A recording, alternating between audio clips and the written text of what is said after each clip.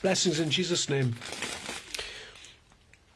There's some conduct now going on in Dublin where the council are charging people who are going about their constitutional right to play music, freedom of expression.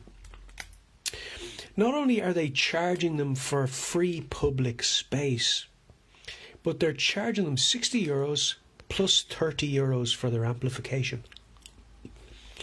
On top of that, they are claiming to hold the authority to pick and choose who gets the opportunity to engage their rights and who doesn't.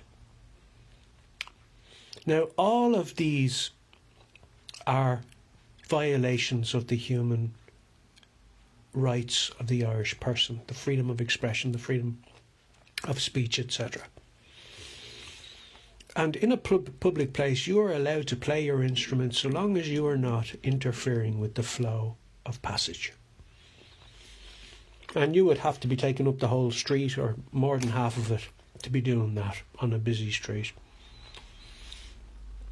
Now, playing a little bit of music is totally within the rights of an Irish person. They don't have to pay a tax. Busking is non-taxable income. It's a gift.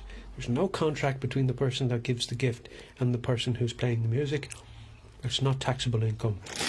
So the council are not entitled, they're not in a position to charge you for engaging your right in this manner. But they're going about it in Dublin. Now, these councils, these committees, these bureaucratic committees who are writing up policies and bylaws are attempting to usurp the laws of the state and pick and choose who they give access to have voice in a public arena. This is a violation of Irish law, and these people are at risk of treason. They could be imprisoned for a very long time because it is treason and it does offend the natural rights of the Irish person. And they're trying to profiteer on it. Now, not only that, but they're trying to control, they're trying to discriminate against some people who they deem are not up to the standard that they have arbitrarily elected. Now, on a case-by-case basis, it's absolutely preposterous. It's totally against the laws of the land in Ireland. They tried it in Waterford and it hasn't been obeyed or adhered to, and now they're allegedly trying it in Wexford. Now, I've heard tell that they're trying to apply a decibel limit also of 65 decibels. Now, currently, I've done my research. There currently doesn't appear to be a actual lawful decibel limit in place in Ireland. So there's no actually determinable, prosecutable offence for playing music above 85 decibels. It's not actually a lawful standard or limit. There's not one in existence within our constitution, within our law. And even vehicles are above 65 decibels, probably 85 decibels, when they're moving through the main town's thoroughfare. So it's preposterous to expect that buskers would be playing music lower than the volume of like a standard car at low revs. So 65 decibels is sort of the volume that I'm speaking at now. That is an impossible volume to portray or convey your art as a musician on a street, a busy street. That's an impossibility. So it's absolutely preposterous that anybody would try to apply 85 decibels on a musician, let alone 65. Now, somebody who has a speaker who's doing hip-hop, or somebody who's doing like a public address or something of that nature, are going to naturally need to be above 85 decibels to cover distance, to cover ground.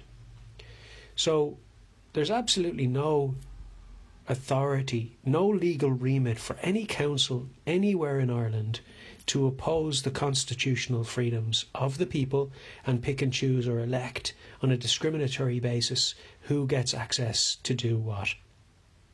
That is very serious betrayal of the citizen, and it is a violation of their rights. Anybody who's found attempting to remove the rights of an Irish person in this manner violates the laws of the land, the rights of the citizen, and human rights. The freedom of expression, the freedom to express your opinions and belief in a way that is reasonable. Now, 65 decibels is not a reasonable volume. 85 decibels is pushing it. And 100 decibels might be nearer the mark. But according to the laws of Ireland, there is no actual upper limit in place.